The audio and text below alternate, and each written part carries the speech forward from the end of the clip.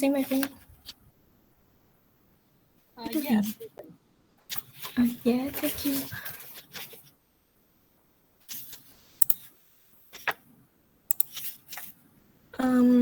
Good evening, everyone. Today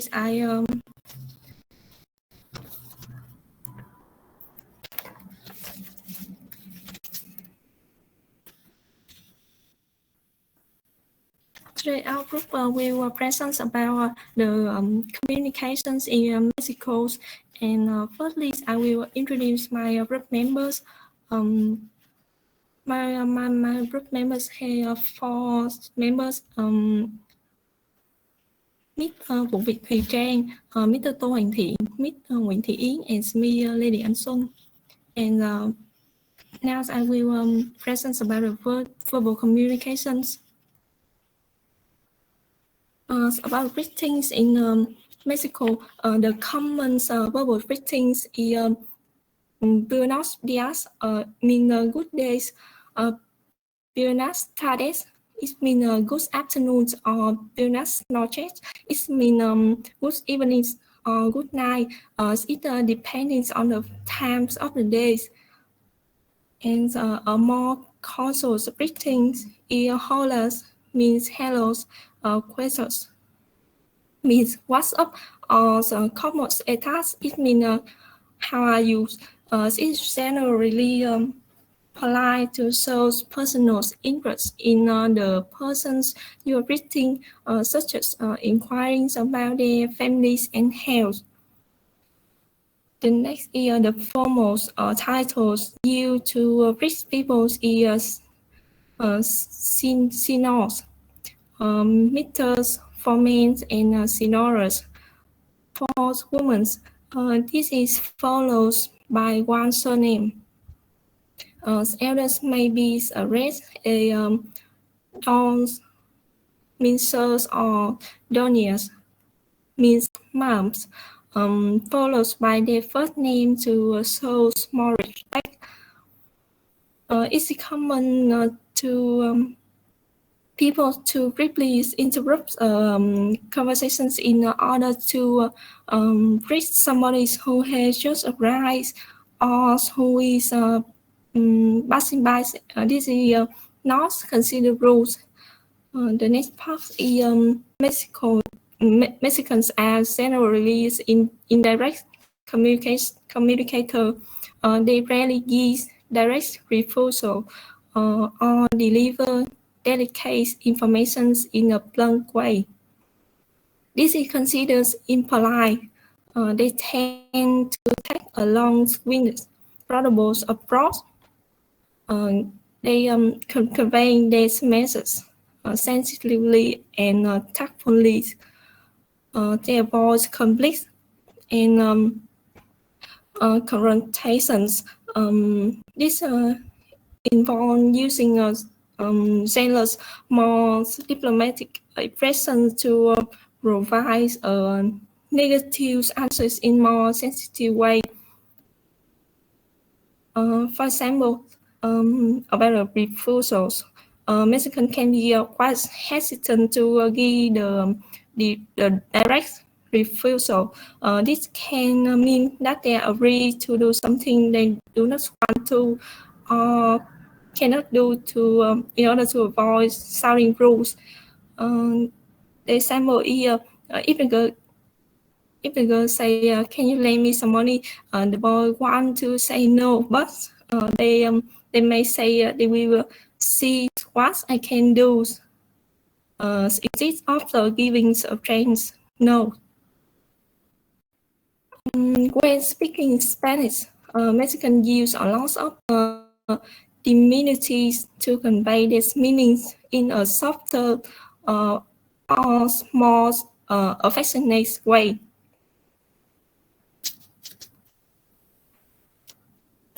This is usually done by adding the etos or etas to the ends of words. For example, they may say to their abuelos, it means grandfathers, abuelitos, mean French babies. Or they may say that's the main things on top convital instead of bones cannibals. It's common to hear Mexican say that at the end of the sentence of the same stated. This is causal rate. That's the close equivalent of dues in English. For example,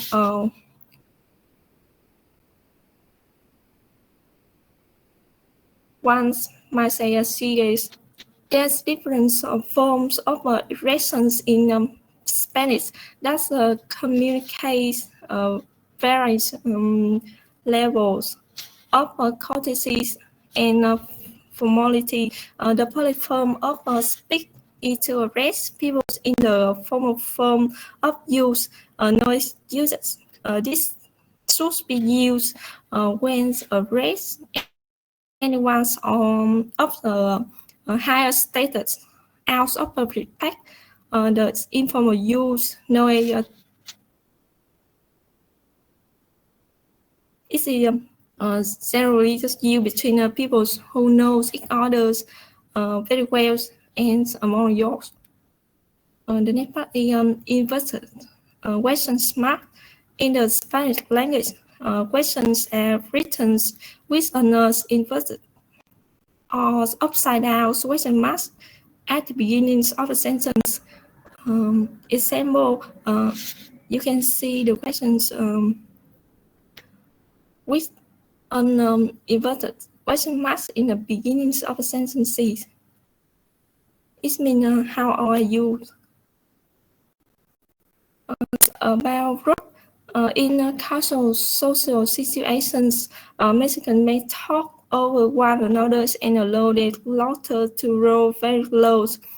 In this setting, it's generally acceptable to interrupt to be heard and joined with similar enthusiasm. And thank you for listening to my part. And Miss Jane will continue with the non-verbal communications. Thank you, Miss Xuân. Good evening, Miss Fu and everyone. I'm Jane. Good to see you all. I am delighted to be here today to tell you about how Mexican use nonverbal language in communication. The first is greeting and saying goodbye. Mexican extend very friendly and warm greeting to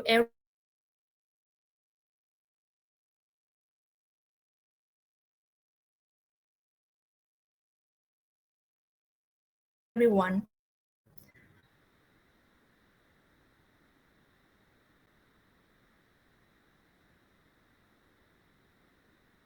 A firm handshake with my is the appropriate greeting in most situations. People may simply this become a lot warmer, often referred to embrace each other. You a little more research and just shake hands. Next slide, please. Informal meeting who know each other. Two lady and one lady. And one lady and one gentleman greet each other with a little kiss on the cheek. Men greet each other with a handshake and a friendly pat on the back. Next slide. As if you have known each other for a long time, that is almost no getting away without a kiss or a hearty horse. Physical contact during greeting go hand in hand with the fact that you move very quickly from the formal to the informal form of address. The second, proxemics. Mexicans typically stand quite close to each other while talking. Maintaining to reach a distance from another person can be seen as unfriendly or standoffish. Next slide, please. Many Mexicans are generally very tactile people.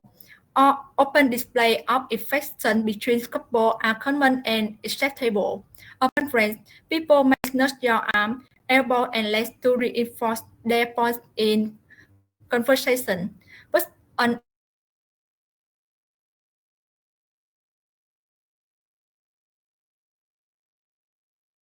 arm around your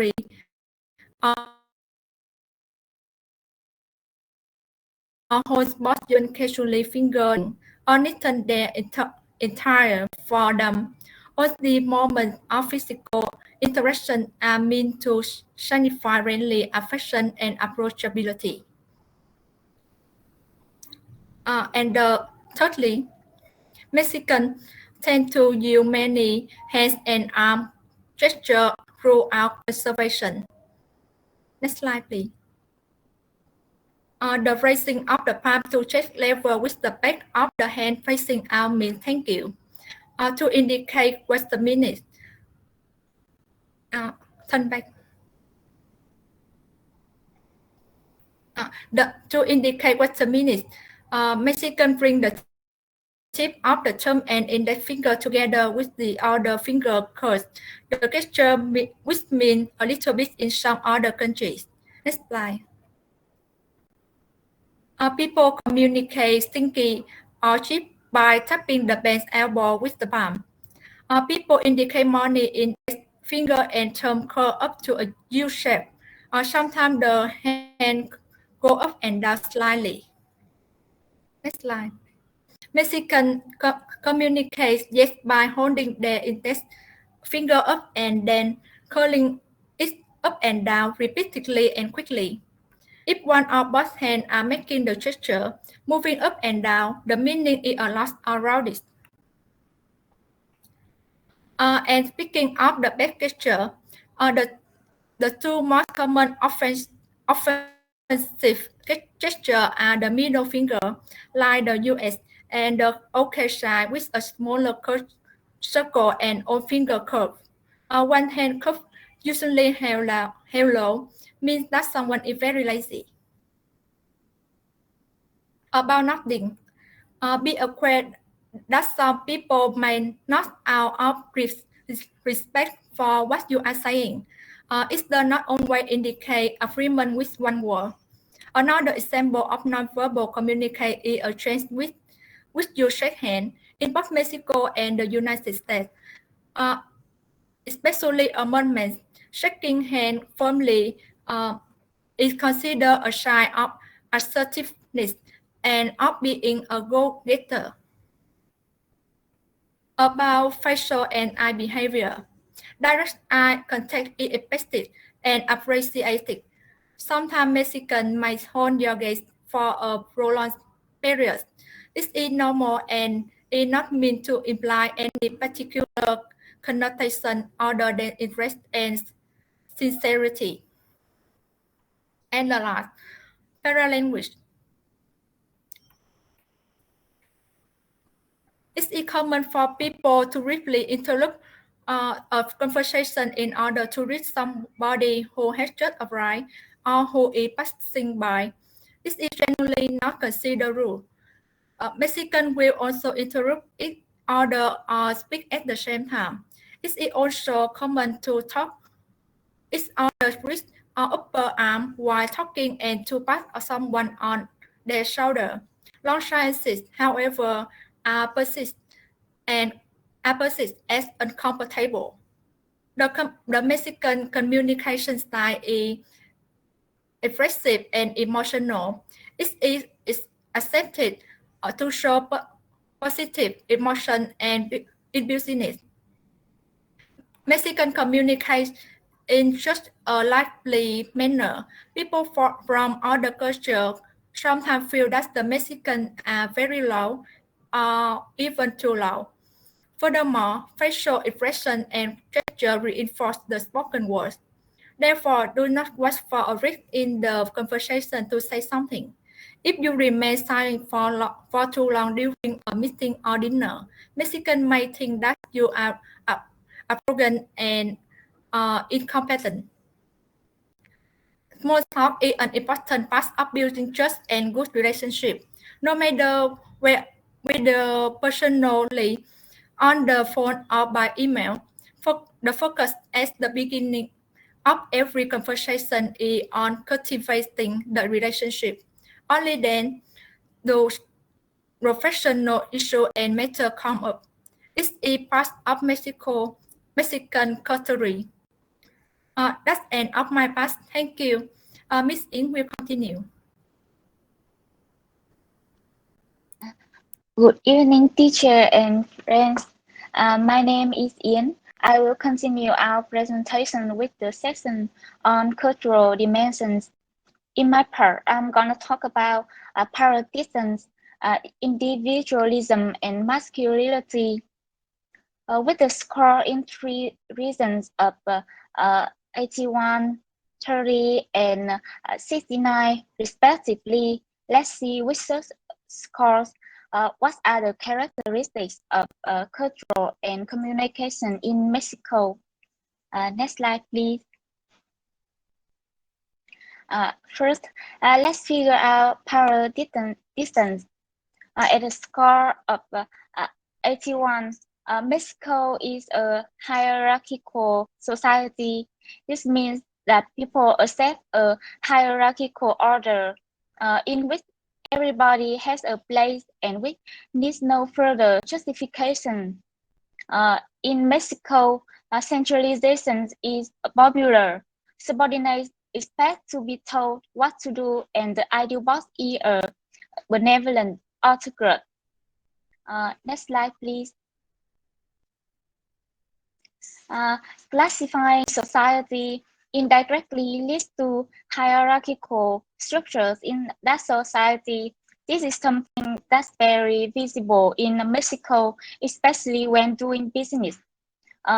In Mexico, doing business, deal with the right people. That means learn the gatekeepers and the decision makers. This is important in business in Mexico. Quickly identify who makes the decisions regarding your dealings. In other words, make sure you deal with the right people.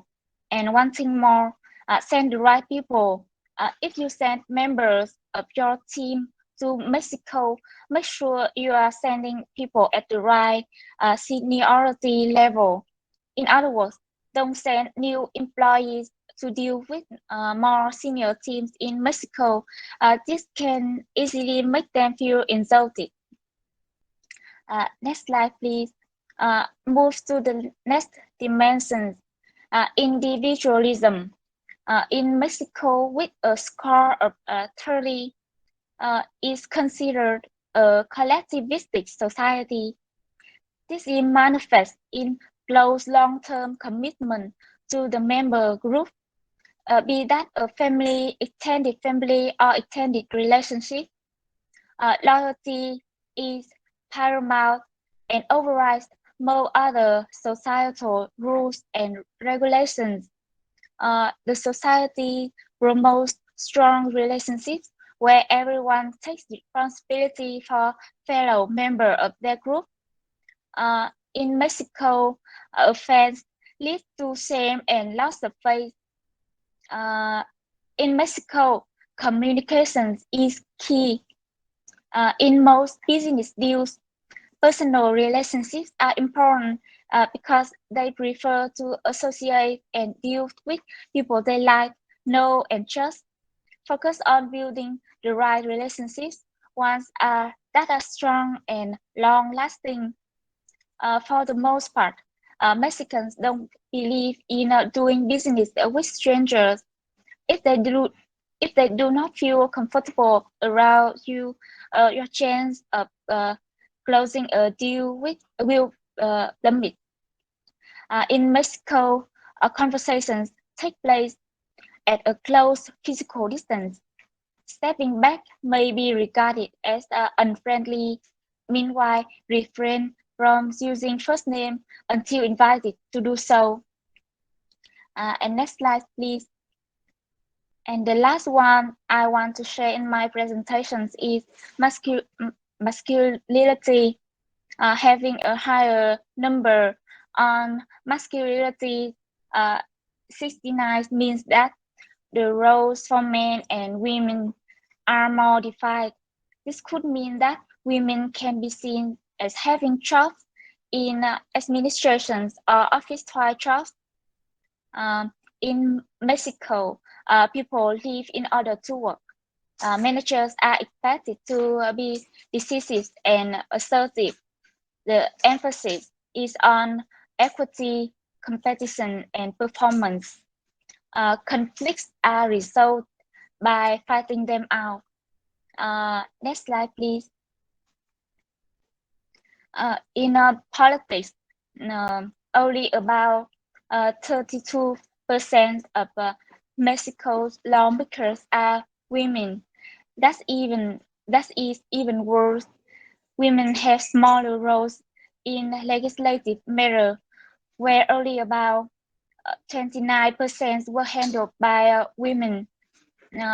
So Mexican women in politics have no glittering careers and no real power.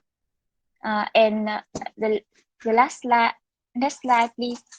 And the last slide in my presentation, I want to share a picture. As you can see in the picture, a female student was mostly absent for class at a university in Mexico.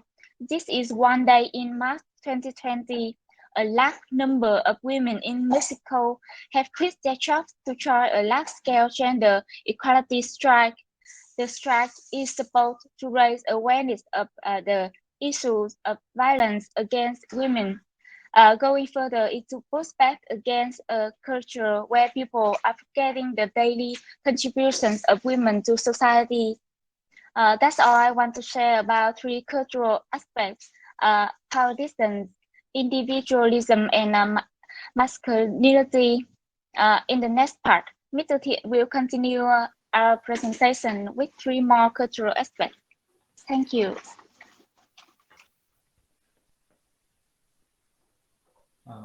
Good evening, teacher and class.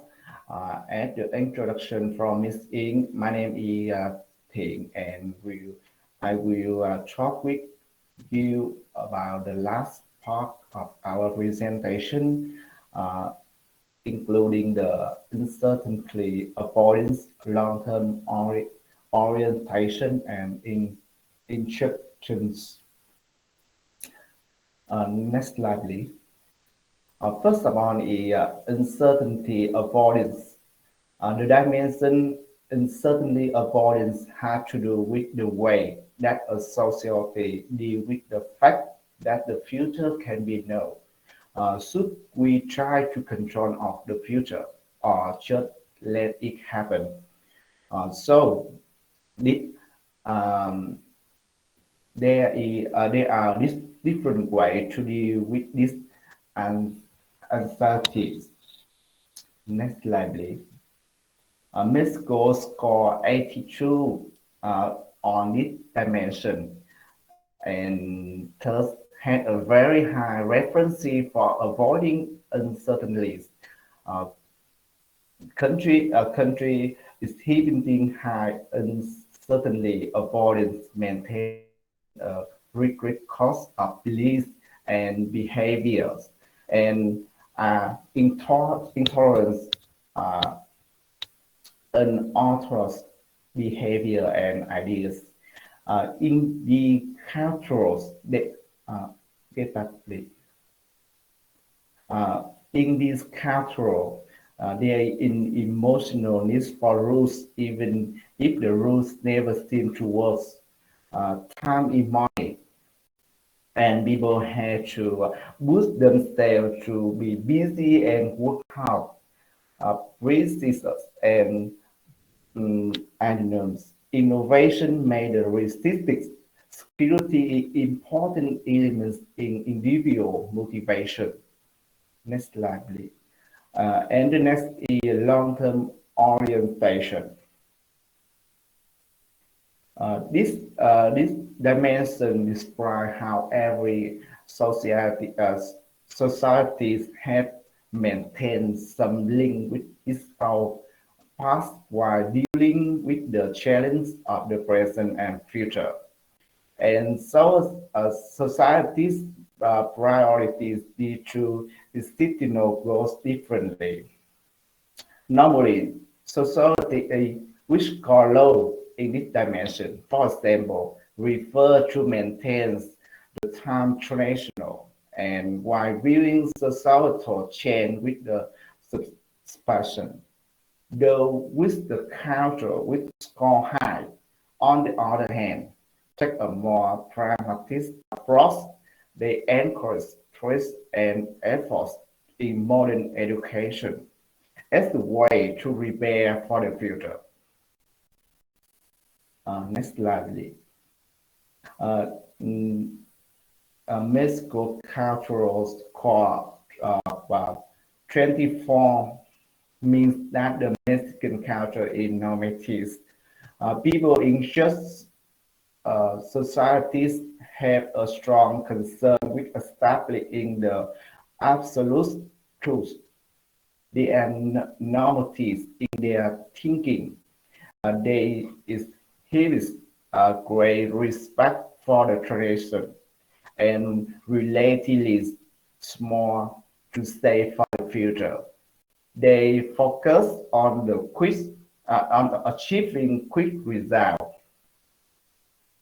And the next slide, please. The last instructions.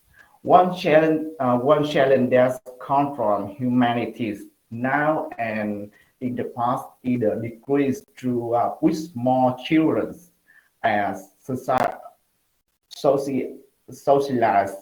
With their socialization, the children do not become a human. This dimension is defined as the extent to which people try to control their desire and its influence based on the way they were raised. Relatively weak control is called instructions and relatively strong control called restraint. Control can therefore be described as injunctions or restraint. Next slide, please. With a very high score of 97, Mexico culture has the tendency towards injunctions. People in society classified by a high score in generally exhibits a willingness to realize their desire regarding the enjoying their life and have fun. They boast a positive attitude and have a tendency towards optimism. In addition, they play a higher degree of importance on their free times as they are pleased and spend money as they wish. That is all our presentation. Thank you, teacher and all class, for your time and attention.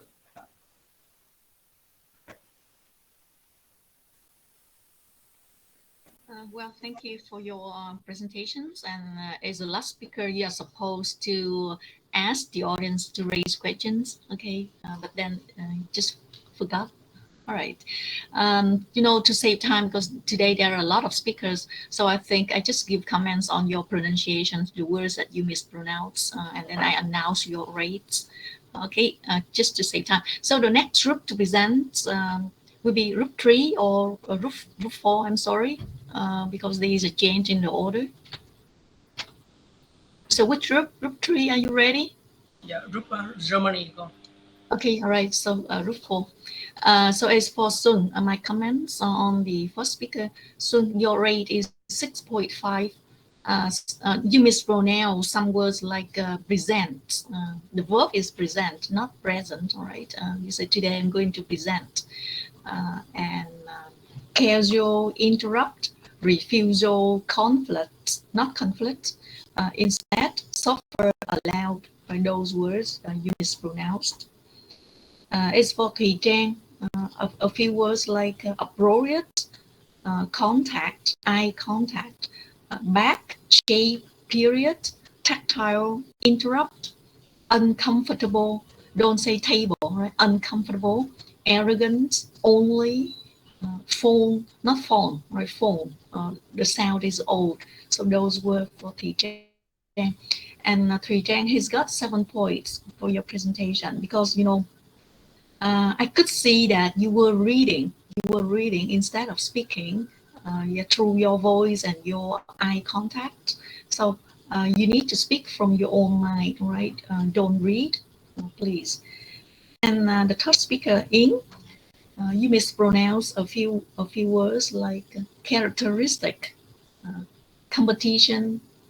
Please, even the word please, remember to pronounce the final sound. Legislative and large, also the final sound. So Ying has got 7.5 points for your speech. And the last one, Ping. Just a few words. The thing that you need to improve is your speaking speed, right? Try to speak faster. Just a few words like result, socialization, relatively. Don't say relatively, okay? Relatively. All right, so the grade for him is also 7.5. Thank you, everyone. And now it's time for Group 4 of Germany to present. So please welcome Group 4. Hello, everyone. Can you hear me clearly? Yes, very clearly. Thank you. We are Group 4, and our topic today is Germany. Our presentation has 4 sections, which are an overview of German background, their language, German dimensions, education style. Now let's start with the geography. The official name of Germany is Federal, and you may see on the map, it is one of the largest. It's located in the north central of Europe, and that stretches from the Alps across the North European Sea and the Baltic Sea. Sorry, I can you end the slide?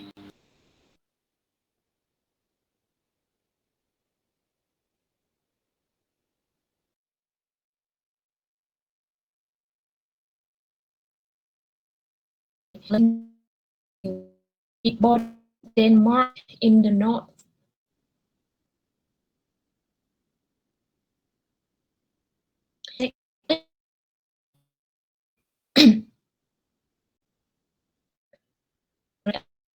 Poland is in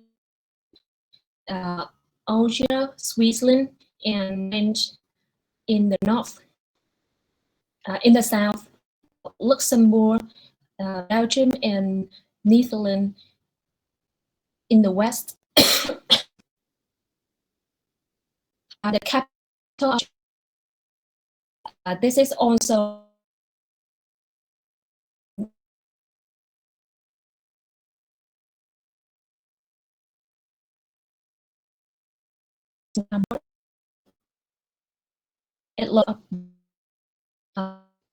I'm sorry, Han, but I think you've got the very poor connection, poor internet connection.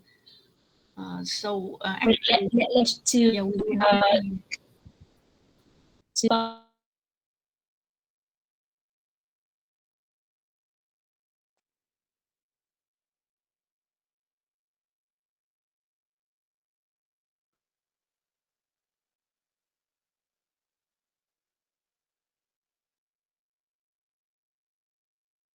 Excuse me? Yes. Yeah, thank you. So let's get back to Berlin. The capital of Germany is Berlin. This is also the largest city in Germany by both area and population. And Berlin is a city of culture, politics, media, and science. And this is also home to the world universities. The second largest one is Hamburg, located in the north of the country. Hamburg was known for being an important industrial city in the past, and today it is famous for being a tourist attraction and entertainment district. And the third largest city in Germany is Munich. It is home of one of the largest park in the world, named the English Garden.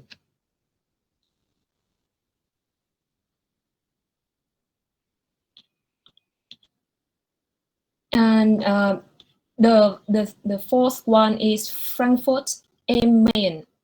Actually, the name of the city is Frankfurt and am Main. If you travel to Germany and come to Frankfurt, you may see the name Frankfurt am Main everywhere on the signboard. In Germany, am Main means that on the Main. And this is actually mean Frankfurt is located on the River Main.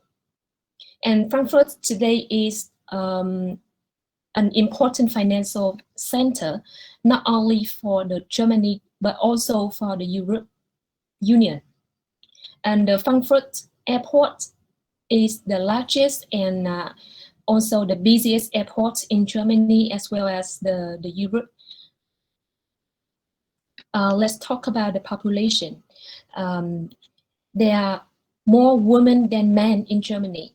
And female percentage by population in Germany is reported at 50.57%.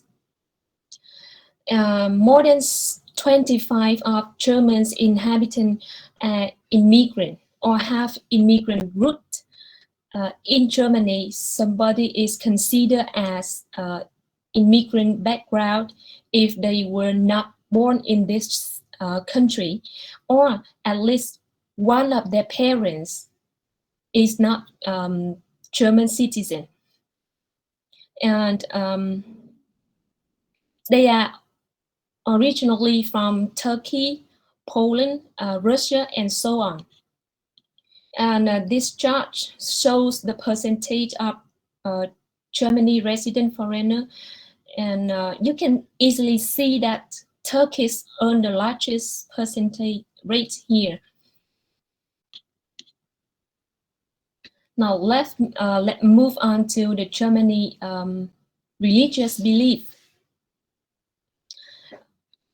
Germany guarantees religious freedom, means that everyone can make their own decision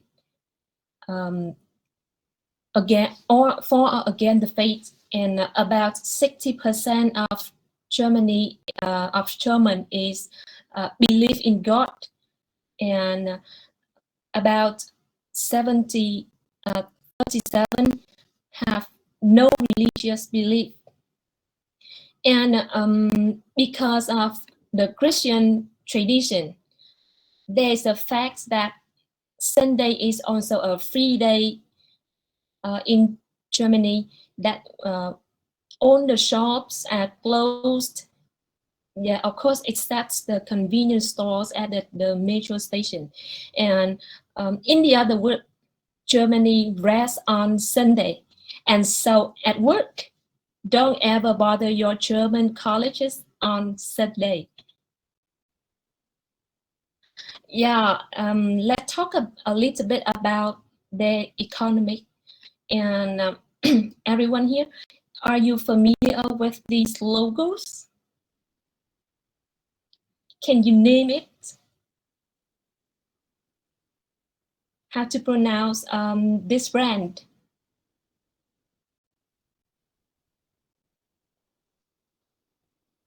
Can anyone pronounce this brand of car that rooted in Germany? Just turn on your microphone and pronounce the name. Can help me?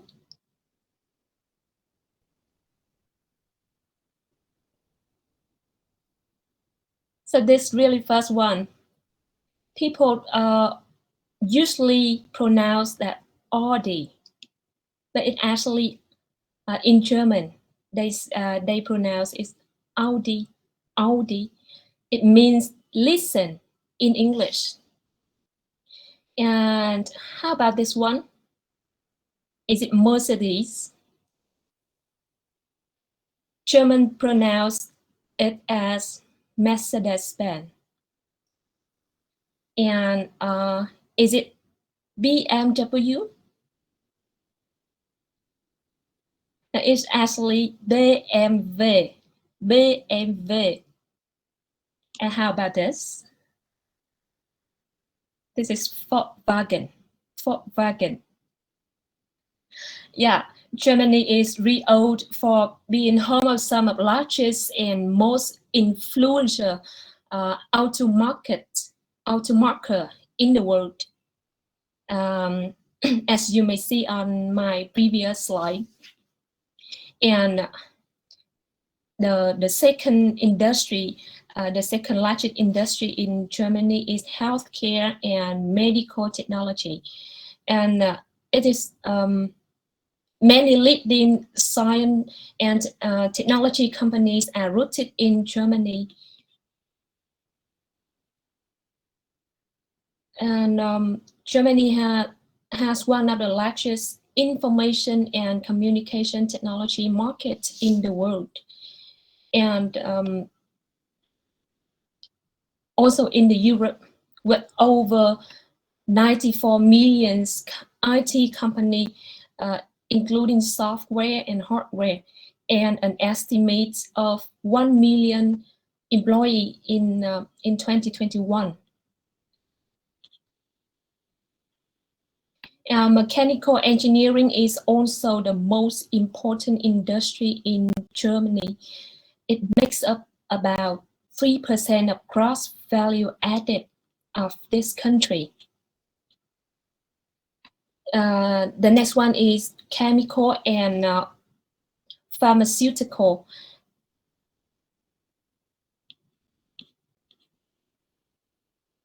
And the last one is the electrical industry. This is one of the largest industrial sector in Germany.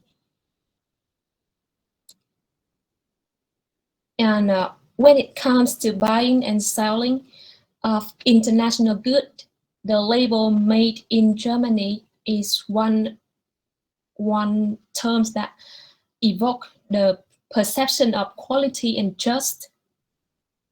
And the number one overall, German products were found to be respected by a large number of consumers. And the nation ranked the top one in 13 countries and of quality and high security standards. And there is a German proverb saying that the cheapest is always the most expensive. This is a way of inviting you to invest in quality, not in terms of money. If something is too cheap or easy to get, it will probably end up costing you much more later to buy a new one. And my presentation is end, and let's move on to next section with Mr. Dũng. Dũng, please.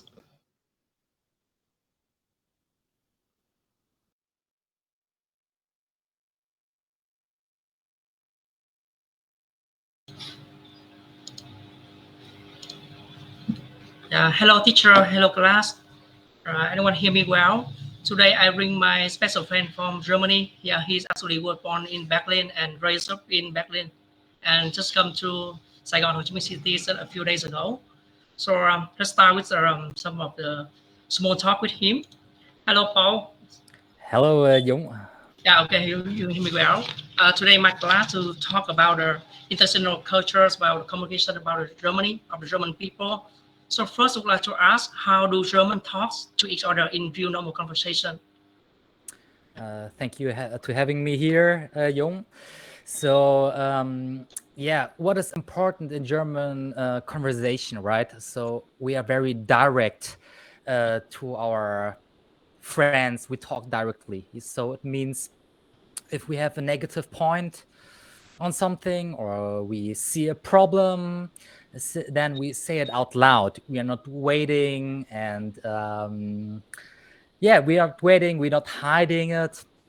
And in Germany we say, wer nicht fragt, bleibt dumm. It means who's not asking keeps being stupid, you know? Yeah. So it's a phrase we tell to our kids and to our children. So asking is very, very important. For example, if you start work in Germany, you have to ask constantly. Yeah. If you don't ask and you don't, so it's no problem to ask twice. Yeah. It's better to ask than to get into trouble or to make it wrong, you know. And also German language is efficient, or the communication is efficient. So we have a lot of schedules, we plan. And for example, if I move my apartment and I'm talking to you, Dũng, so I plan everything. I say, okay, you have to be at my home at 7 a.m. and 7:30 we will have a breakfast, and 8 a.m. we will go to my apartment. And so we plan everything from A to Z, and then we will start our work. So it's not like we start from our feeling, you know. And very important is also that that all the things we say, it's also, you know, the people trust in your words. So if I meet someone at 7 a.m., so it's very important to arrive at 7 a.m. and not to wait or let people wait. Yeah. Yeah, thank you, Paul. So the German, they are direct, they are reliable, right? Yes. How to start a conversation at German way, or you know, some hand gesture or pose of German improve in their So let's start about how to start a conversation. Of course, it's like in every country. How are you? In Germany, we like facts and numbers, and so if I ask you, how did you come to my home? So I want to know which way you took, you know, or how many kilometers you drive, or also important is, for example, yeah, we like facts, numbers. If I ask something about you, maybe where are you from, then you say I'm from Saigon, and you can start to say, yeah, Saigon has I don't know, 6.5 million people, or you know, you can tell me things about the city. So we like facts and numbers. Oh yeah, it's good to start conversations with information. Yeah, yeah, that's interesting. I should hear that. And how about some hand gesture, and can you compare the German and Vietnamese way of talking? How they talk are. So I know that you actually, in Germany we don't use so much hand gestures. Yeah. For example, the Italian people, they are very they use a lot of hand gestures, but in Germany not so much. Yeah. We use our words more, but some gestures are like that. Thumbs, you know. Yeah. So you put the thumb into your hand and it brings luck. So for example, you have an exam. Yeah. So I say viel Glück. It means good luck, you know. Yeah, thank you. And what else? So there are common hand gestures like you know, the thumbs up for good thing, or like that, you know. It's a, you know, what else? So if someone is a little bit crazy, you do this hand gesture, you know, he's crazy. And Should not do this. yeah, I don't know. Do Vietnamese people do that? I don't know. Okay, the last question. Thank you. Yeah. That's very interesting. As I know, you have Vietnamese mom. So can you compare the German and Vietnamese way of talking? Yeah, and can you feel the difference of them? So of course, I'm teaching Vietnamese I'm teaching German in Vietnam, right? Yeah. And what I already mentioned is, you know, we say something out loud, we say it directly, and we ask, you know. So a lot of my students, they don't ask, they hide, and they are afraid of the teacher. A lot of students in Vietnam, they are shy and they are not used to ask the teacher, you know, because I don't know, in Vietnamese schools, I don't know, maybe you can tell me more about that, but that's a difference, you know. So you have to ask. In Germany, we are very direct. That's the main thing, I think, you know. And also we don't hide critique, you know. If I don't like something about you, Andy, I will say it directly to you, you know. Maybe you feel offended, but in Germany we don't take it that way. We say thank you, you know. Thank you that you are so that you're honest with me, you know. Okay, thank you, Paul, for your nice answer. Yeah. Yeah. Thank you. Yeah. You're welcome. Yeah, it's my job now. Yeah. Does someone have any questions or you? Yeah, later maybe at the end. At the end. After 50 minutes. Thank you, Paul. Do you need me now or? Oh, just pause a little bit. Okay. Pause. 10 minutes later. Thank you, Deka. So now everyone see my screen, right? So the first thing come to my mind about the Germans communication is their directness. German people just say what they mean and they know irony. German people explicitly say what they mean even if the receiver of the message may not like it. German communication is direct. To a German, this is perceived as good communication. Second, I perceive the German to be efficient. I think that the German are good at structuring and bundling tasks, and thus they have a strong sense of beauty. Germans stick to the timelines and that they are outlined in detailed plans, which often enable an efficient and streamlined workflow. It's highly valued in a German setting. We could properly learn that the German use the word a rocket to term for an exceptionally beautiful woman. It means she fast and efficient. So the Germans have logical, strong sense of beauty and time dominated. Finally, I perceive German as very reliable. For example, when I let Paul borrow me some money and he will pay me back the money later, on time. So next, I would like to introduce the communication style. It's a style about communicating, evaluating, disagreeing, persuading, and deciding, leading, trusting, and scheduling. Yeah, it's a framework of every mayor who try book about international global communication. So first, look at the communicating. So the German are relatively explicit in their communication, and in the case they say what they mean and mean what they say. They don't write direct negative feedback and do not avoid enforcing order if they do not agree. When doing my first presentation at an international meeting, I was surprised how much the international community contributed to my work. Yeah, I did not notice that many people formulated their suggestions for my improvements in a more implicit, direct fashion. Furthermore, when it's come to persuading, other Germans are supposed to favor principle over application. Yeah, and it's true for German people. They evaluate representation of concept and idea, and German likes to understand how solutions have been developed and whether the methods have been applied correctly rather than going straight to the point. So they refer arguments to be built up and to understand the mechanism that relate A to B. While example are interesting, the German refer a focus on the principle. So my first set of recommendation of working with German, we do not feel offended by direct negative feedback, and to be as explicit as possible in communicating, as implicit message might not be received, and in giving presentation, make sure to add information on methods and explain the mechanism behind a solution.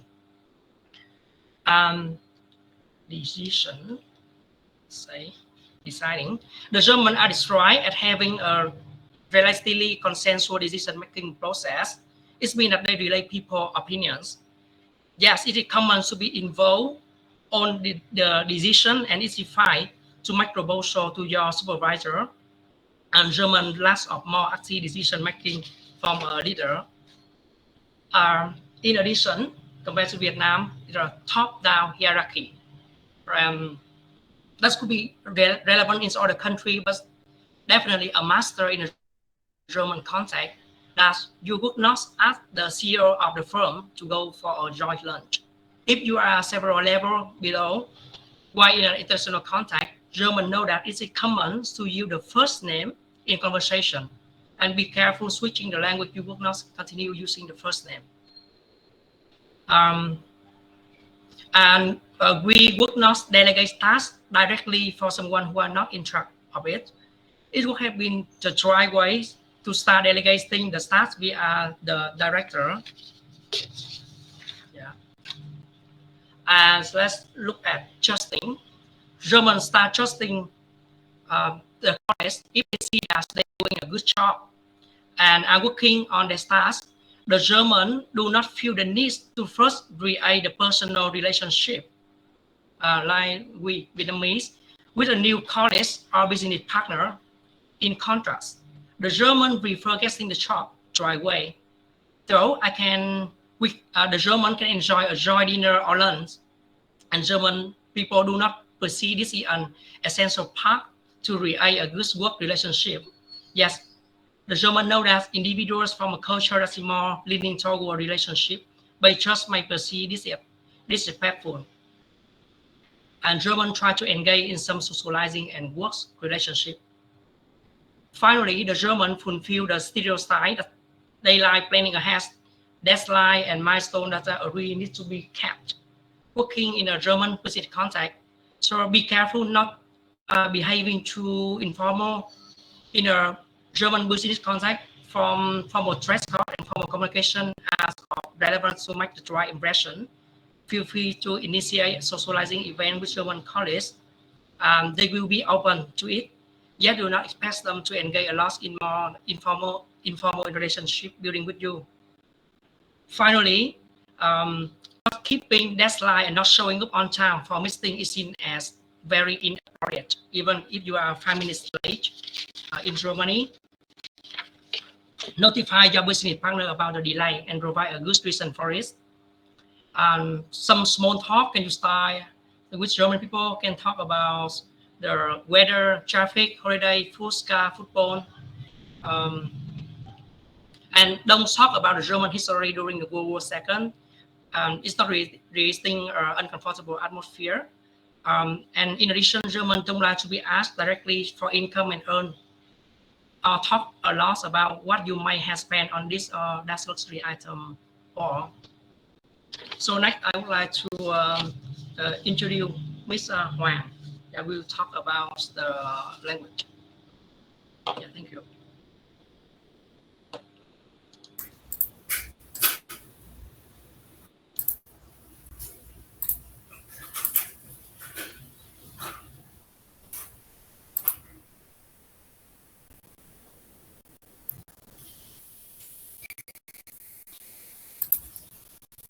Hi everyone, can you see my screen? Yes. Thank you. Hello teacher, hello everyone. Let's talk about the German language. The first one is history of German language. There are 3 main periods of in the history of German language: the Old German, the Middle German, and the Modern German. In the Old German, there was no standard language. The formation of language system were influenced by High German consonant shift. The result of this sound change is the peculiar consonant system of German, which remain different from all Lower West Germanic languages. And in the Middle German had the relatively uniform written language developed in government. But Middle High German had no standardized spelling. The different combination of certain dialects of Middle High German replaced the Latin that had been widely used in official writing of that time. Texts were written in the Latin alphabet. And the period of modern German started with the Martin Luther translation of Bible. This work has based on already developed language, had the most widely understood at the time.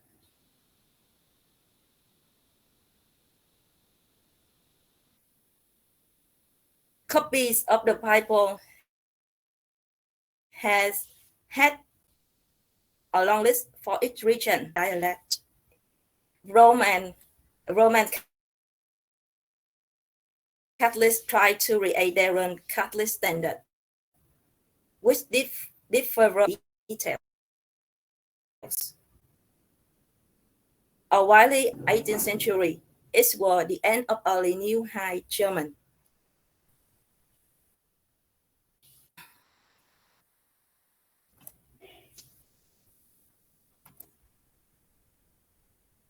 And the second one is German alphabet.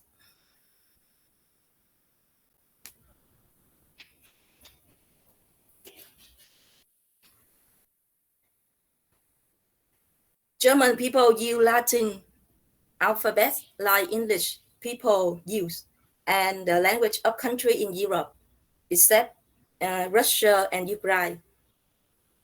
But Germany alphabet also some different letters, such as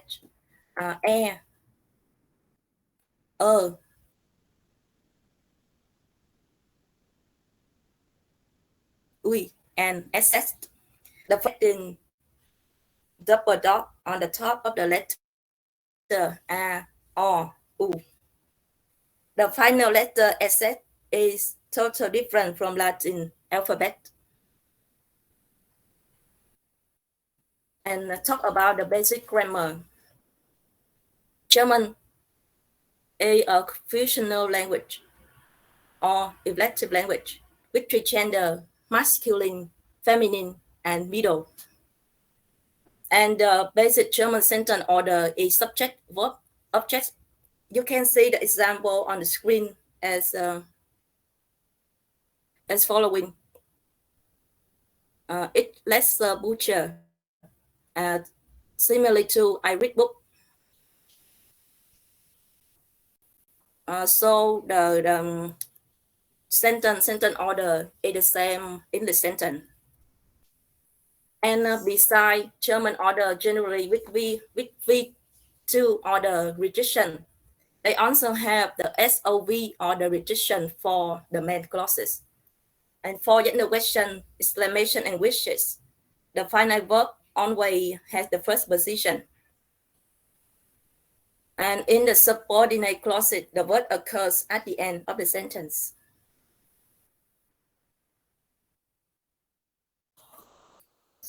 About the vocabulary and written language. Most German vocabulary has Germanic roots. For example, aber, was, and macum. Some also partly borrowed from Latin and Greek, such as paterinary, arbiter, and achen. A few more words from French and English, for example, aspirin, Fahrenheit, and enzyme. With different standards from German standard, German, Austrian Standard German, and Swiss Standard German. German is a polycentric language. And I finish my presentation, and let's continue with Mr. Chính for dimension.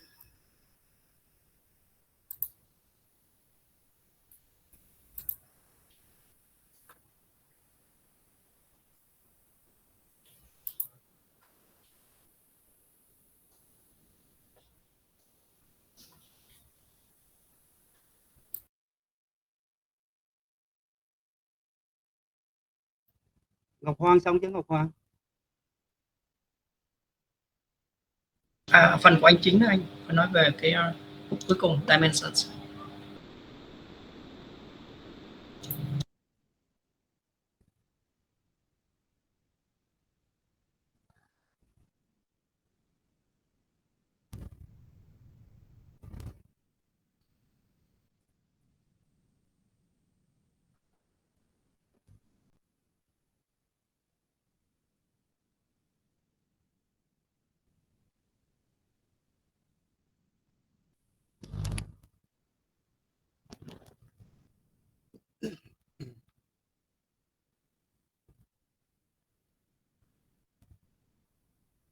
Hi everybody, can you hear me? Yes. Please go ahead.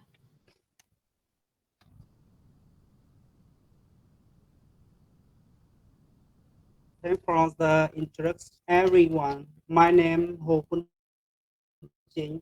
Now I will talk about cultural dimension. It is said that in order to communicate effectively between people of different culture, we need to understand it all the culture, and understanding the culture dimension of each country is one of the key factors of effective communication. As you know, our team talk about German culture. However, I think it's more interesting when we have cross-cultural comparison. Therefore, I will compare the cultural dimension between Germany and Vietnam. Probably the most prominent and most widely accepted attempt to categorize cultural characteristics of different nations is the one of Hoptis. And important information in my presentation I also take from the Hoptis website. According to Hoptis, there are 6 culture dimensions, as you can see in the screen. Yeah. And this is a chart compare the cultural dimension between Germany and Vietnam. Looking at this chart, you can see there's something quite special. That's most of Germany index are higher than Vietnam. Expect the power distance index. Yeah. And because of the limit time, I will only talk about the most basic point in each dimension of the 2 country culture. Now, let's get started.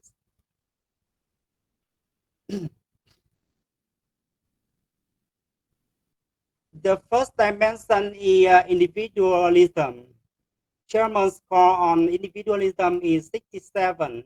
This score indicates that German people stress importance of individual achievement and personal right. People are considered good if they are strong, self-reliant, assertive, and independent. Meanwhile, Vietnam, with score of 20, is a collectivistic society. This is manifest in a close long-term commitment to the group, to the member group, be that a family, extended family, or extended relationship. The second, power distance. Germany has a power distance index of 35, which means that Germany is a low power distance country. Germany is more egalitarian than many other countries, and there is a strong belief in equal opportunity. In Germany, the company is held in a flat hierarchy. There is equality between superior and subordinate, and informality is encouraged. Vietnam has a higher power distance score than Germany, which means people accept a hierarchical order in which everybody has a place and which need no further justification. This is the only cultural dimension index of Vietnam higher than Germany. The third dimension, uncertainty avoidance, which 65 score illustrate German preference for uncertainty avoidance. The Germans prefer to gather adequate information about any situation or topic prior to making any decision. People are afraid of failure and risk and refuse to change.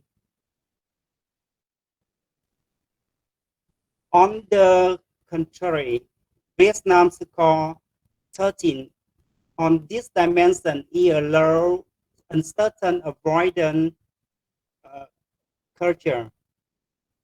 People are comfortable with uncertainty and relaxes in face of ambiguity or unstructured situation, and are more open to change. The fourth is masculinity or femininity. This dimension shows how its culture view of life is viewed. With the score of 66, Germany is considered a masculine society. People rather lead in order to work and draw a lot of self-esteem from their tech. Managers are expected to be decisive and assertive in contrast to Germany. Vietnam score 40 on this dimension, and it is considered a feminine society. People focus on working in order to live. Managers strive for consensus, and people value equality, solidarity, and quality in their working life. And conflicts are resolved by compromise and negotiation. The fifth dimension, long-term or short-term time orientation.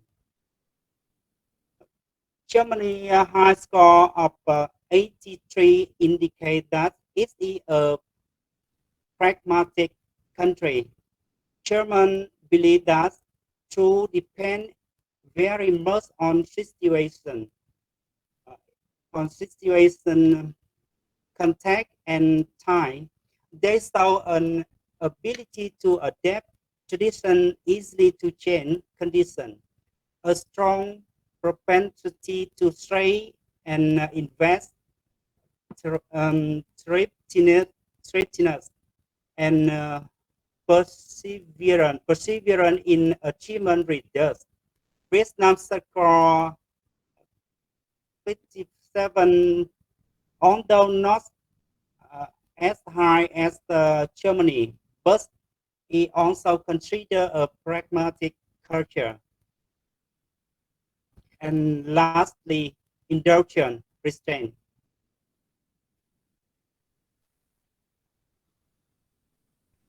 Indulgence in this dimension, Germany and Vietnam are the same. The low score of 40 and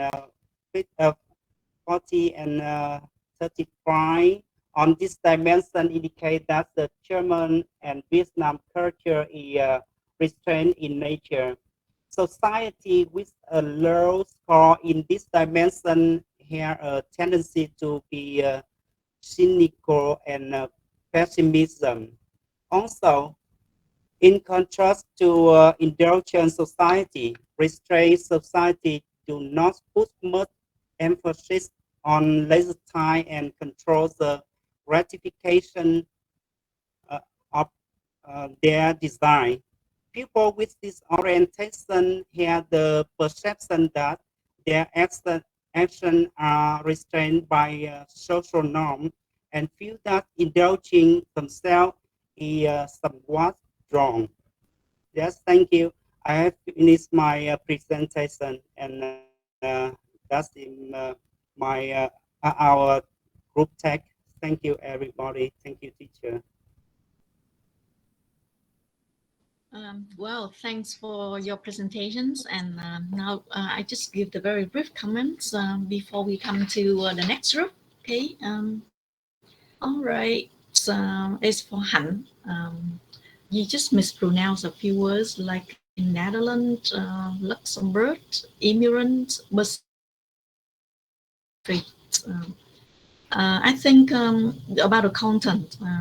Han should talk about something else that is related to communication, because the content is 5 points, 5 points for the content and 5 points for your delivery techniques. So Han is very competent, really competent speaker. Yeah, I like your English, but just because the topic is not very relevant, not very related. Yeah, that's just okay then, all right? So Han has got 7.5 points for your presentation, just because of the content. And as for Dũng, all right, I think having a guest speaker, a native speaker, is a bonus to your grades. But then your part was too long, 15 minutes, and you mispronounced some words like gesture, style, persuading, inappropriate, and please pay more attention to grammar, like the difference between them, or avoid confrontation rather than avoid confrontational. All right, so pay more attention to grammar as well. So Dũng has got 8 points for your presentation. And please say thanks to the native speaker, all right, for bringing the very interesting moments. All right, please send my words to Paul. All right, thank you. The third speaker, Hoàng. Hoàng mispronounced some words like history, Latin alphabet. Yeah, I like your voice, but seems that Hoàng didn't have enough time to prepare. The slides were ugly, right, with their whole, without pictures to illustrate and without animations. I'm sorry, but maybe you didn't have enough time to design your slides. So Hoàng has got 7 points for your presentation. And the last speaker, Chính.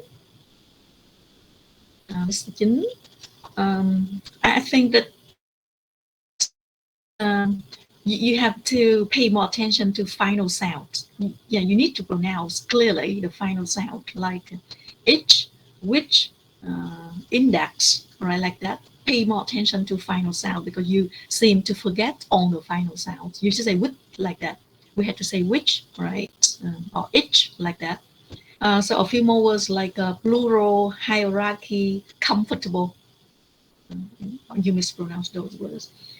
And Mr. Chính needs to add more energies to your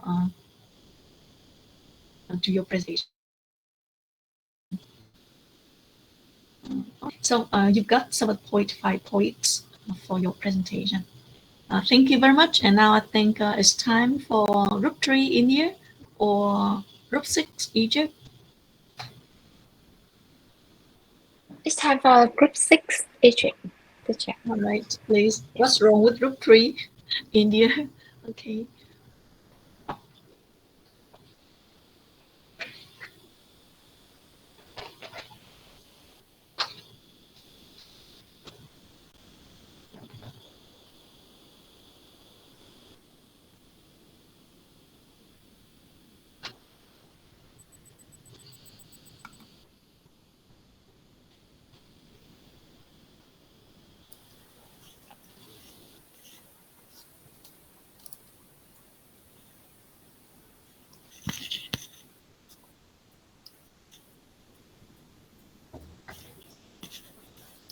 Good evening, everyone.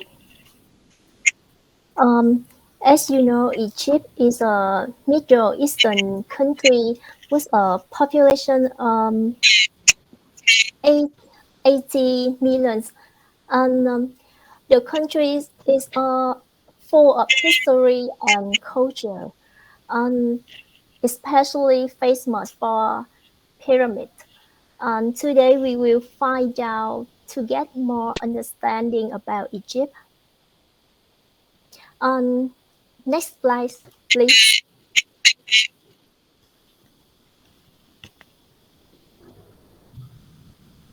I divide my presentation into two parts, communication styles and cultural dimensions. Let's move to part one.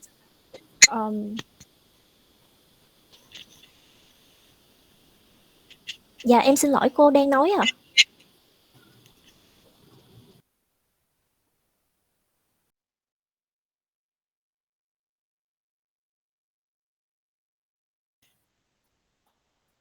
Dạ cô ơi, em không có nghe cô đang nói gì á, cô có thể nói lại giúp em được không ạ?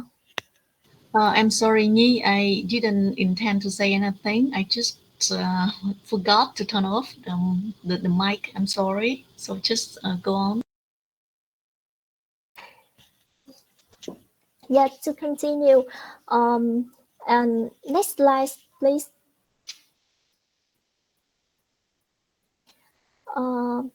First, I would like to introduce about communication styles. Next. About verbal communications. As you know, Egyptians generally communicate in an indirect manner. They have a tendency to be evocative and verbal by telling story and using wordplays and jokes. And they often repeat their saying to emphasize what they really mean. And they are also open and emotive and displaying happiness and gratitude freely. Besides, they tend to avoid replying with a direct no because it may be impolite.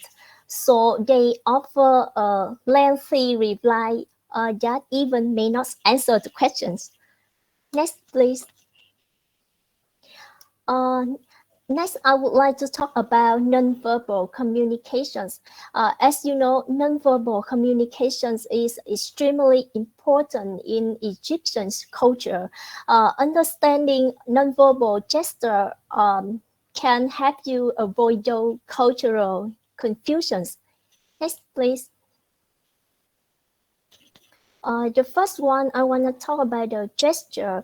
As you can see in the picture, people touching on the forefinger to the thumb with palm facing inward and moving up and down. It's used to tell someone to calm down or wait a minute. And in the big picture of the right side, this gesture raising hand up and down to indicate that you have no business with whatever situation or even I don't care. Next, please.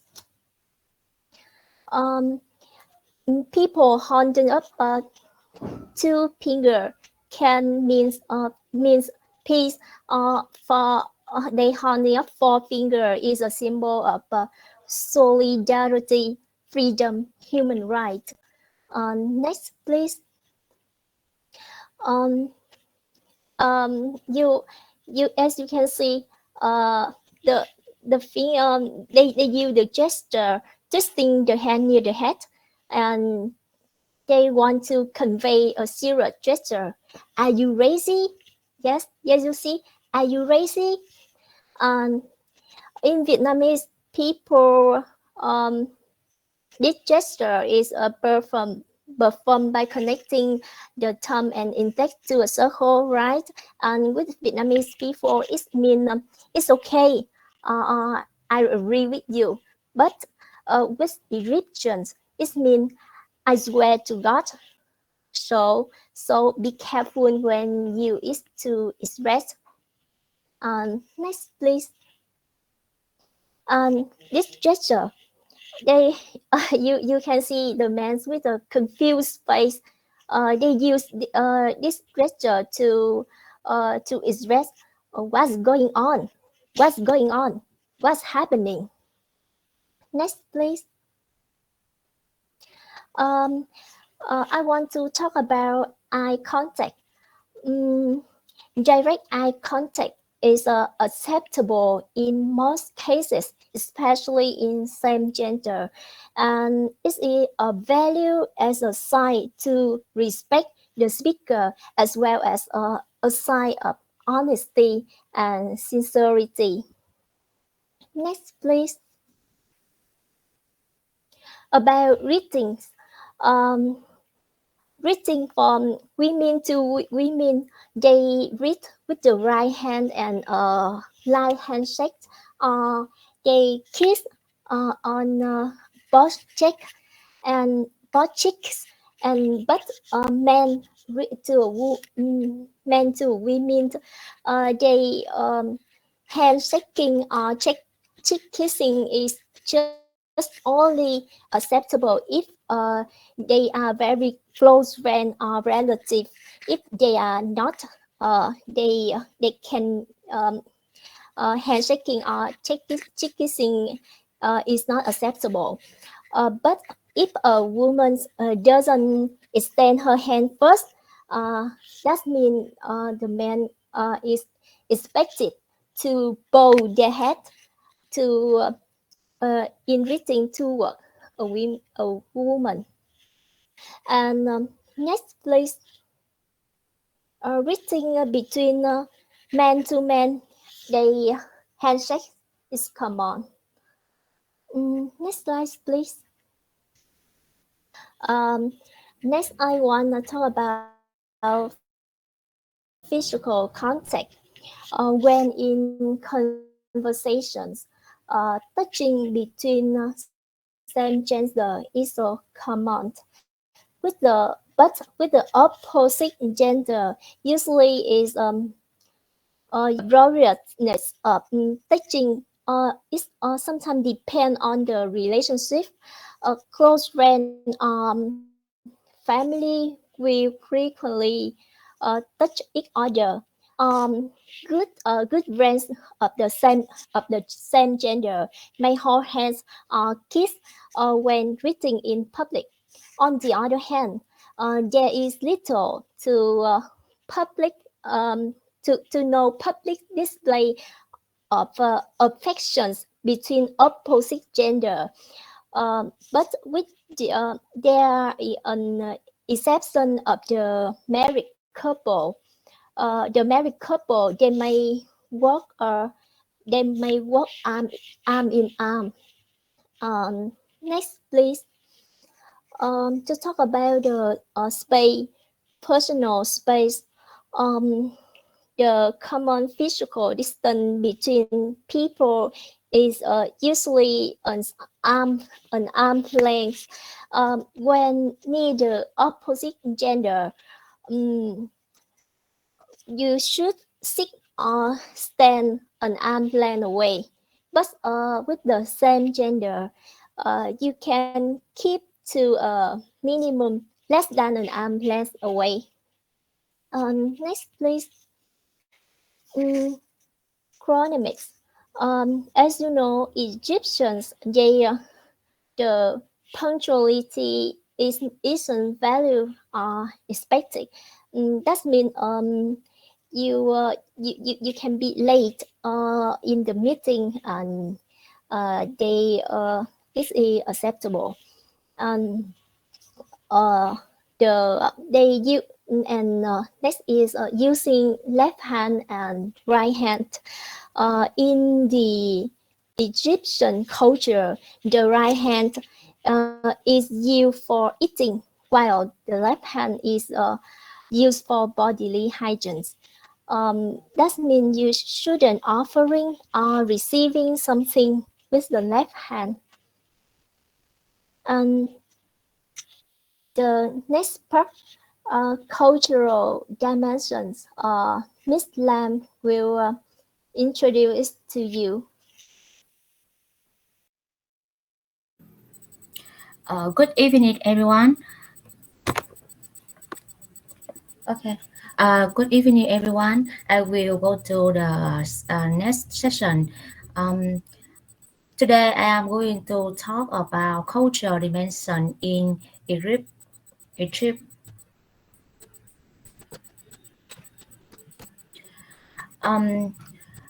will talk about 6 cultural dimension in Egypt. You can see 6 cultural dimension I will show you in today. Firstly, Egypt is as a hierarchical society. Egyptian think everybody has a place, needs no further justification. You can see in the screen example. In public university, when professionals pass through a corridor, on the custodian staff must ring up from their chair and stand up in salutation. In another example, whenever there is a meeting with a minister or a high-level official, it's not only that he or she must chair the meeting, but the chair must be different and bigger than the vast of those for the other meeting potential. So as you can see some example about high power distance in Egypt. And next part, Egypt is collectivism. Collectivism is the second cultural dimension in Egypt. The major role of Egyptians live around the Nile Valley and the Nile Delta. From the past and the today, the Egyptian also play like that. Family is very important to Egyptians. This means that if people is part of close long-term commitment to a group, be that family, extended family, extended relationship. In such a society, each member of the group carry the responsibility of fellow group members. One man action affect everyone else. And next, Egypt has a high uncertainty avoidance. That means they pattern rigid code of belief and behavior. In addition, their behavior and ideas. This is because the reason from this is Egyptian consider family is very important, and for cultural dimension in Egypt. Egyptian focused on working in order to live. They considered equality, solidarity, and quality in the work life are value by employees. Because conflicts are resolved by compromise and negotiation. They also, furthermore, they also think free time, flexibility in the work are very valued. And the next part, Egypt had short-term orientation. Egypt is a normative society. They focus on achieving quick results, and they have small capacity to save for the future. And the last cultural dimension, this is restraint. Why this is restraint in Egypt? Because Egypt is considered a very strange society with a tendency to pessimism and cynicism. They think leisure time and gratification of desire are not emphasized. Furthermore, as you know, the majority of Egyptian are Muslim, more 90%. Because of Iceland, the rest of the Egyptian is very strict. Example, you can see people in Egypt wear short sleeve, short skirt, as thin clothing is considered to be immodest by the Muslim faith, and it will be offensive to most Egyptians. In addition, they will be angry if they hear something negative remarks their faith. The Egyptian is considered tradition, and their Muslim is very important. So you want to travel to Egypt, you will study, you will research the communication style or dimension style, cultural dimension before you go to the Egypt. In conclusion, I hope my group give you some information, useful information, and you have right time. Thank you for your listening.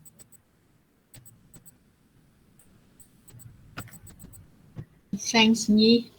All right. So now I think it's time for the last group, right? Please share the screen. I just give the brief comments for Nhi and Lam. Nhi has got some points for your presentation. You mispronounce some words like Egypt, non-verbal. Don't say non-verbal, right? Non-verbal gesture, sincerity. And when you speak, you have to say I would like to talk about. Don't say I want to. No, I like to is more polite. As for Lam, Lam, I think you have a serious problem with your pronunciation. You have to check every word. I get so like Egypt, hierarchical society. The word society, you could say something like society or something like that, right? Society. Uncertainty, not uncertainly. Unorthodox, the desire, not desire. And then study, not study. The word style. Uh, remember the final sound. Don't just say style, right? Style is the pronunciation, the correct pronunciation of that word. So I think your problem is pronunciation. You need to practice more. So Lam has got 6 points for your presentation. All right. So now we come to the last group, Indian culture. Please go on.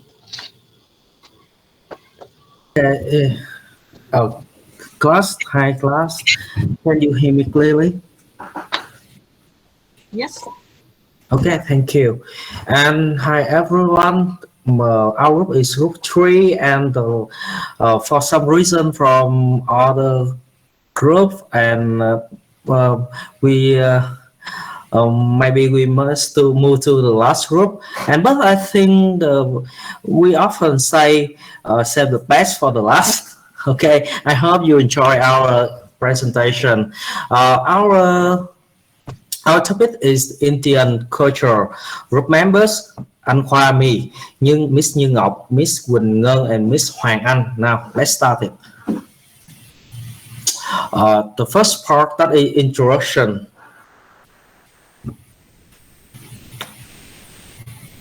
Okay, as you know, India is one of the oldest or the biggest country in the world, so I will give you some short information that maybe you all know, but I will summarize for the latest news. The full name of India, that is Republic of India. The area more than 3 million kilometers square. Number 7 in the world. The population is more than 1,400,000,000 people. Do you know which country is the biggest, has the most population in the world? Mr. Dũng, do you know? Sure. Yeah. Miss, What you say? Can you give me the answer? Which country is the most population in the world? More population, China. Okay, that's right. The first one, the biggest population in the world, that is China, and the capital of India, that is Delhi. And the official language is Hindi and English, and currency Indian and rupee. The next one, please. I will talk about the politics of the India. India is the world's most populous democracy. India is federation with parliamentary system governed under the Constitution of India, and there are 28 states and 7 unions territories of India. And GDP of India in 2022 estimate around more 11 trillions, number 3, the third of the world. And as you can see in the picture, there's the flag, the national flag of India, and the national symbol of India. That is 3 lions. That symbol for the right and honor of the nation. Okay, the next one, please.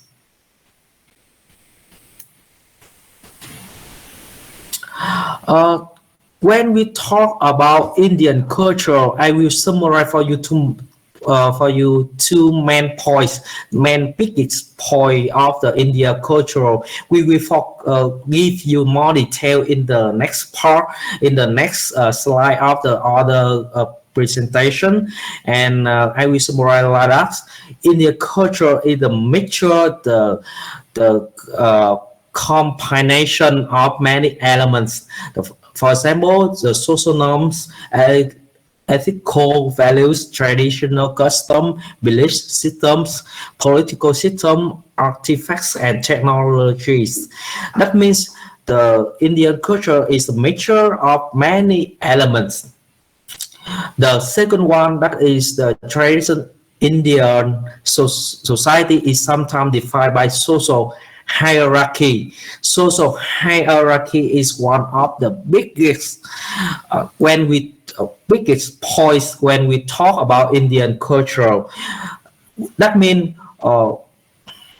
which level are you in social classes? They will define what are your characteristics, what are your behavior to the society. The social classes they call the chatis or castes, and we will know more in next slide. Yeah, the next one, please. Okay. The table of contents of our presentation, that is the first one, concept, cultural dimension. The third one, that is cultural in workplace, and the number 4, that is tips when for you when we travel or when you work in India. Now we move to the first one, the concept. The first one, concept. Okay. We will move to, when we talk about the concept, we talk about values. The values, there are some main values that we are mentioned in this part, that is ahimsa. Ahimsa very easy to understand. That means when we translate into English, that means non-violence. The non-violence is the main point of the two religion, that is Buddhism and Jainism. Non-violence, ahimsa. The next one. Okay, the second one is unity in diversity. People of different faith and religion live together in society and share their culture with others. Okay, the number 3. Number 3 is very easy, very familiar with us, that is yoga, Ayurveda, and Western diet. That means, as you know, India is the country, the home country of yoga, master of the Western diet.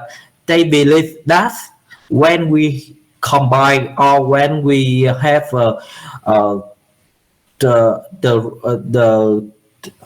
right method of yoga, of Ayurveda, of the vegetarian, we will live longer.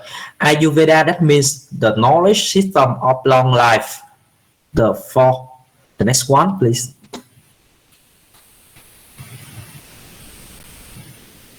Okay, Vasudhaiva Kutumbakam is very symbol of these values. That means the whole world is the family. That means they think on people on the earth, on the world is our family. We live together. The 5th, Anti-Devoba. That means they present for the characteristic of the India when they welcome the guests. This value show the hospitality of the Indian. They are that's why the foreign tourists love to visit the India. Okay, the next one. The number 6, that is spirituality. That means in India, they believe in God, and there are many God or goddesses, and so they have many festivals to celebrate them. Okay, the next one. I will move to another values of other concept of India. That means about the belief. India belief and religion about there are four oldest religion in the India. The first one is Hinduism, Buddhism, and Sikhism, and Jainism. And when we talk about this, they have a long history in the India. My partner, Miss Ngọc, will focus deeper, will focus more information about this belief or these religions. Thank you. This is my presentation, and please, Mr. Ngọc, Mrs. Ngọc.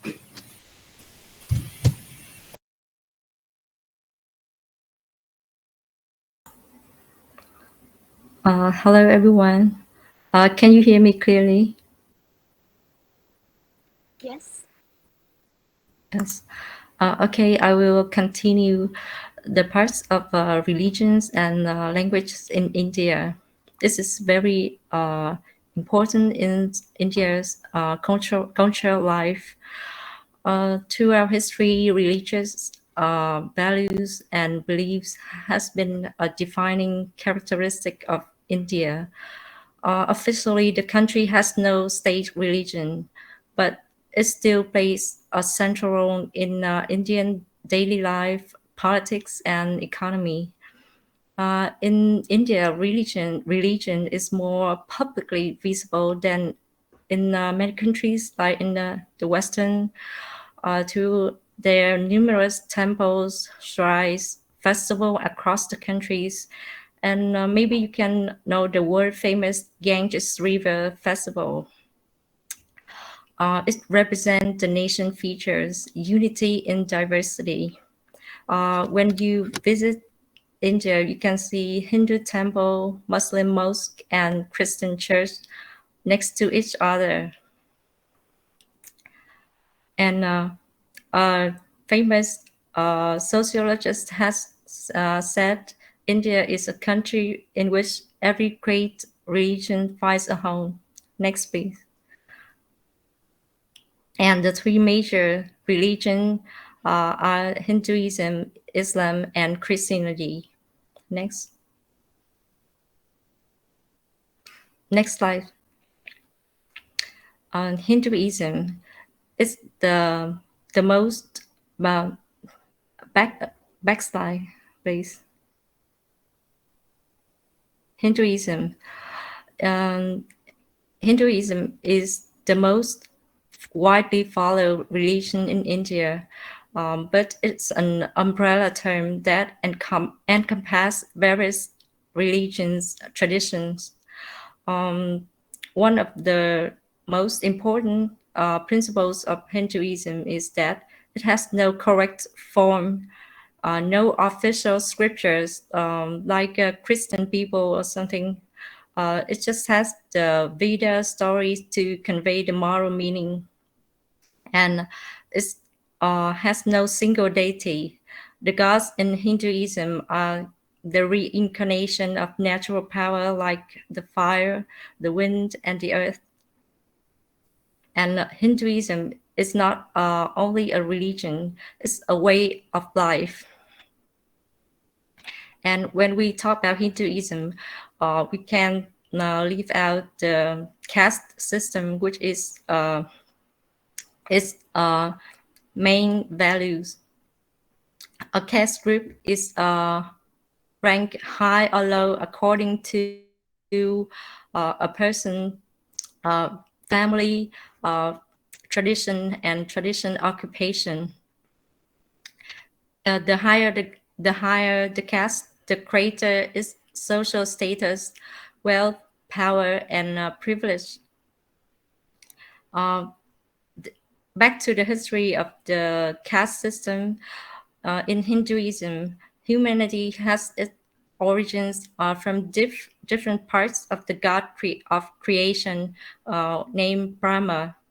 We can see we have 4 main classes, like Brahmins come from the head, so they are highest rank, who are pious and academics. and so on. We have Kshatriyas are the rulers and administrator warriors, and Vaishyas is tradesmen